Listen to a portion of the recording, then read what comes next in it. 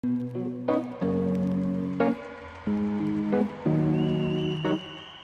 ben o fixeron. Agora o alumnado de cuarto, quinto e sexto de educación infantil realizarán unha cançoliña titulada Os Novos en Camión. Un forte aplauso.